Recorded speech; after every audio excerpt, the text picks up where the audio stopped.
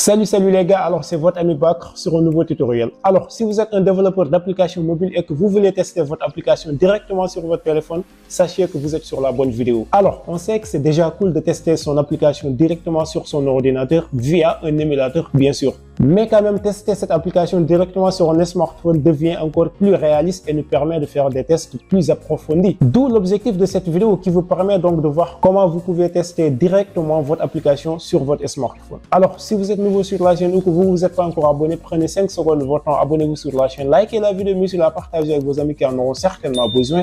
Et là, on va commencer à le faire.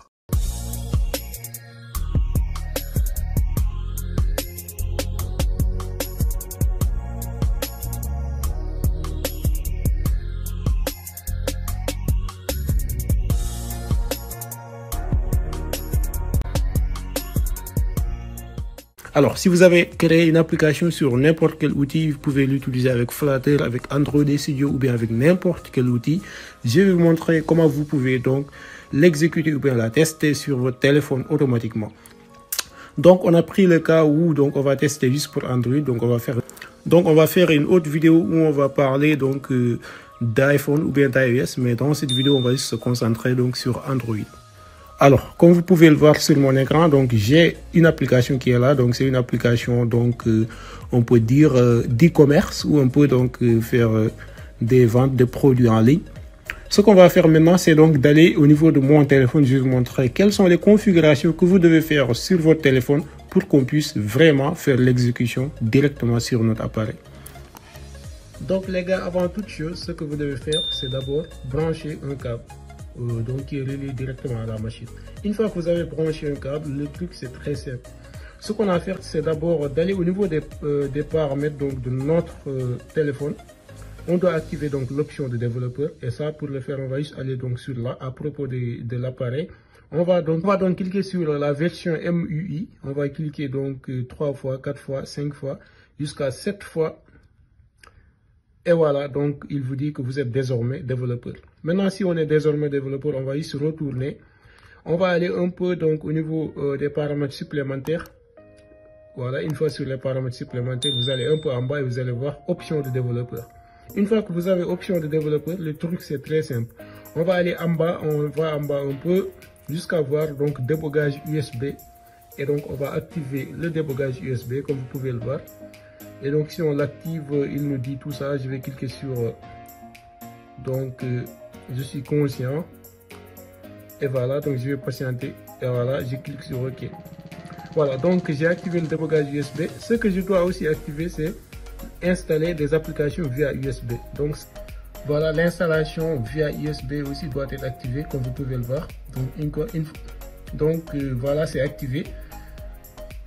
Donc voilà, c'est activé. C'est tout simplement ça qu'on a besoin de faire sur notre téléphone. Maintenant, on peut donc quitter et retourner au niveau de notre bureau. Et là, on va maintenant aller au niveau de notre ordinateur.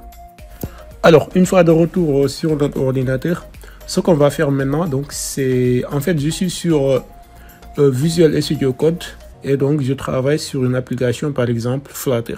Ce que j'ai à faire, c'est très simple. Donc, c'est d'abord de cliquer sur Shift F5 pour arrêter l'exécution qui était en train de se faire. Donc, je vais fermer cet émulateur-là puisque je n'ai plus besoin d'émulateur. Maintenant, j'ai besoin donc directement de tester sur mon téléphone. Maintenant, ce que je vais faire, c'est cliquer sur CTRL SHIFT donc P. Voilà, si on clique sur CTRL SHIFT P, on va cliquer sur Select Device. Et là, donc, on voit que notre téléphone, ça s'affiche ici. Donc, ça, c'est mon téléphone, c'est-à-dire c'est le téléphone dont je viens de brancher le câble.